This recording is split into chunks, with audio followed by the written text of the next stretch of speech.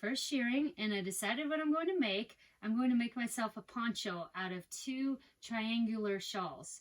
So what basically it's going to look like this shawl that I've already made before from Azariah, Wagon Box Walker, and Simon. So it's basically 2 triangular shawls that I sew together that become a poncho with fringes. But for Daniel's, I'm going to make it on a much bigger homemade loom. This is a 7-foot triangular loom, which is much bigger than what I made these on. This shawl here, I made from Moose and Wagon Box Walker on this same exact loom. So I'm planning on making 2 of these from Daniel's fiber that I'll sew together, and I'll have a big poncho, and I'm planning on making a hood on it too. Also, here's another 7-foot shawl that I made on this exact loom from the Guardian's hair. So I'll be making 2 of these of this size. So as I'm starting this, it's October 12th, and we got our first snow yesterday. Hi, Esther. Hi, Goliath. And I decided to make the shawl out here. Hi, Ruthie. Because, well, here they all come. But mostly because the cats won't mess with my shawl, and I could just leave it and come back and leave it. And in the house, I think they may play with it and mess it up a little bit. But let's take a look at this loom. This is a really simple homemade loom. And what you have is a 90-degree angle down there. And you're going to fit through there. You want to sit up there? And then we have 2 45-degree angles right there. And we have the same number of nails on each side in order for this to work. Okay, even though this is a longer board, this is the 7-foot board, it's still going to be the same number of nails here, here, and here. And this is called triangular weaving. And the reason I really like this is because it's really fast and you don't have to warp the loom. And you actually get a free, I just call it like a free weave. Each time you weave, you take the yarn back and you kind of like get a free one. I'll show you as we go along. You gonna help? Okay. So I'm going to start out with his blanket fiber. That's where a blanket would sit. It's the softest fiber. And we'll see if I need more yarn, I'll go into the neck and leg fiber of Daniel, which is also very, very soft. Because his whole body was very soft. But first what I'm doing is I'm just going to take it out of a skein and make it into a ball. It'll just be easier to work with.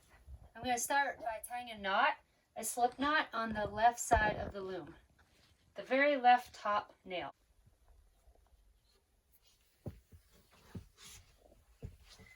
Now I'm going to bring the yarn over here to the top right nail.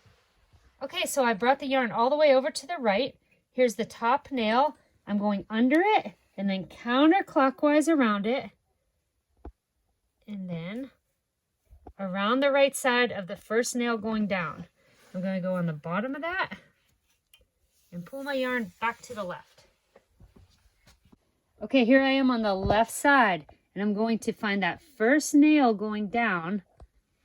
I'm going to go around it and then between these top 2 nails.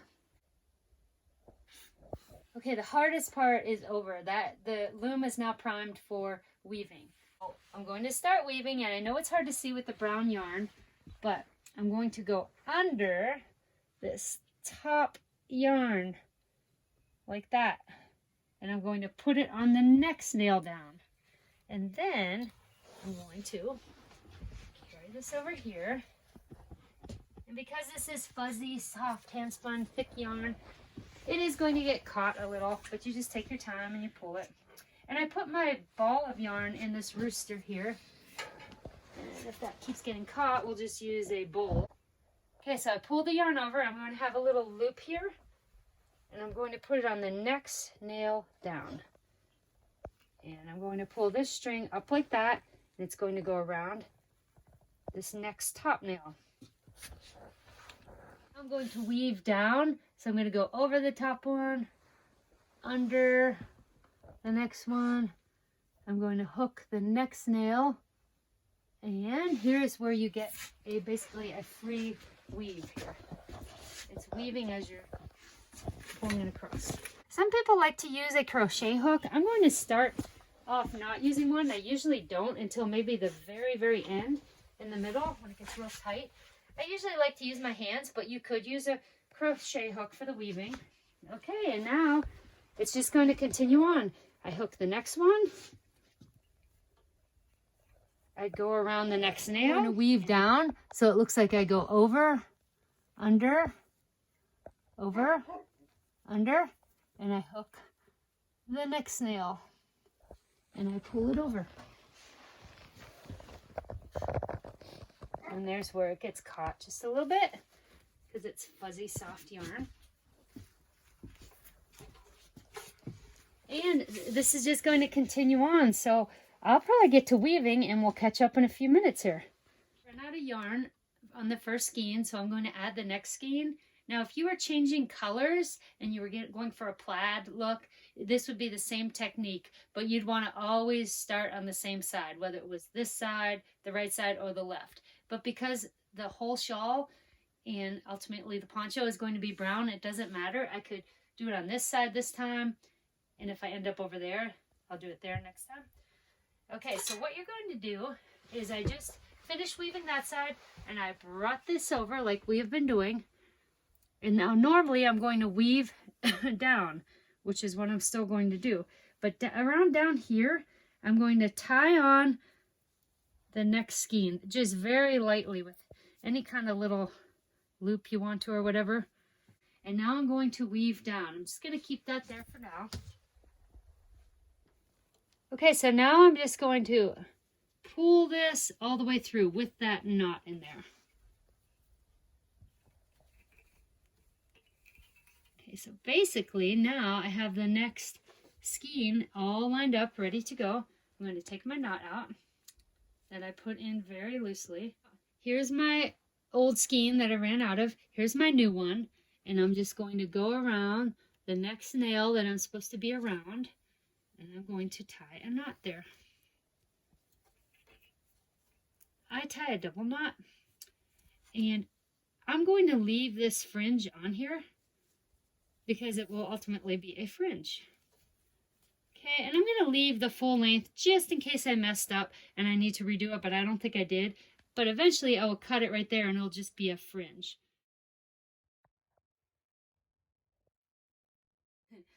Okay, so I'm back and you're back. It's October 29th and we're having a beautiful day. It's supposed to snow tomorrow. But anyway, some time has passed here. And I've been coming out usually right before chores for a short amount of time. So I haven't worked on it a whole lot, but almost every day. And I have this all weaved. And I'm skipping a few nails, which I don't think is going to matter right here. I don't think, we'll see. I don't think it's going to matter because it's getting very tight down here and it's just getting really hard to weave. So I decided enough of that. It's going to be fine. When this shawl comes off, it's going to compress back in. So now what I'm going to do is I'm going to take this ball of yarn and I'm going to estimate how much I need for the final weave. So I'm going to give myself some extra here. I don't want to be short. So I'm going to cut it right there. And I'm going to start weaving down the center.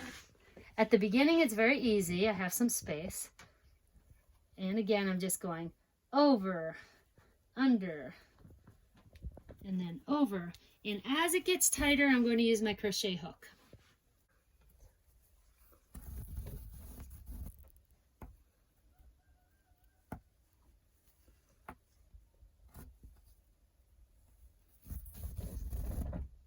It's finished. And now I'm going to take the ends of the yarn and just cut them about fringe height, about how far I want a fringe to be, the length of a fringe. And I may change that later. Some of them are a little bit short. It's not going to matter.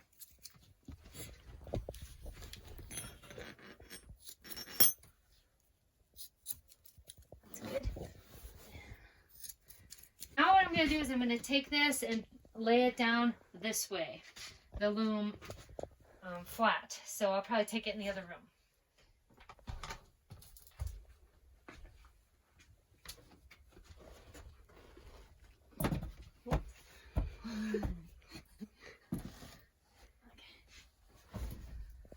Now we have it flat, and it's time to take it off. So I'm going to put my crochet hook through there, and then through that one, while holding that one down. And I'm going to, can you get that? Pull that through like that. Now I'll go to the next one. I'm just going to continue on this whole loom. It's kind of hard to see and it's kind of tight at first. It will get easier.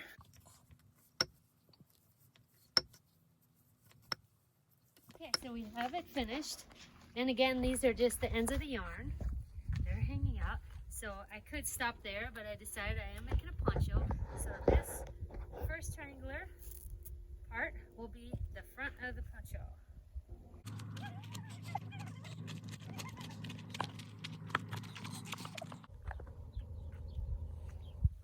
Did I do a good job?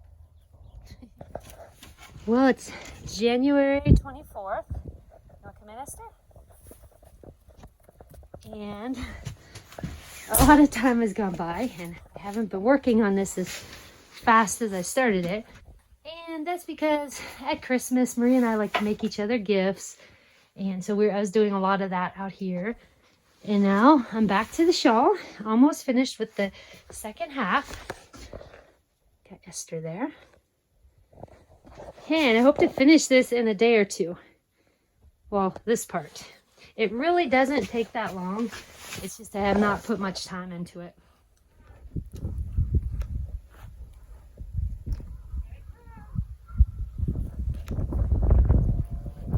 January 26th. And we have 2 shawls. I finished them. So now, I've been living out here for 2 months. No, I haven't. But they are finished. You want to get up there? Get up there. Come on, girls. Yeah, Esther, come on. Thank you. She's congratulating me for finishing. These guys have been waiting outside and inside the trailer as they're working. Oh, this is. Now it's time to sew them together, add fringes, and crochet a hood. Let's go.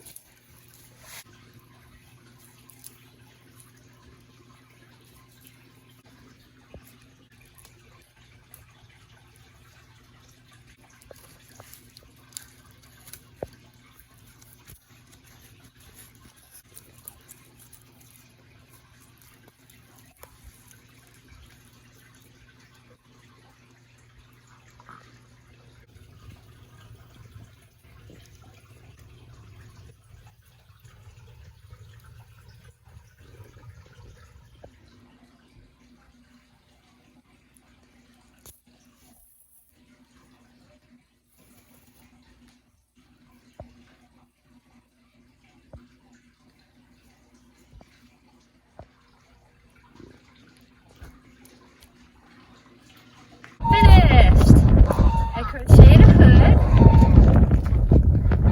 Put these little pom-poms in case I want to tie the hood. So let's go try it out, and maybe I'll try some of my favorite things. We're in the poncho. Oh, thank you. Thank you. You like it? Now we match.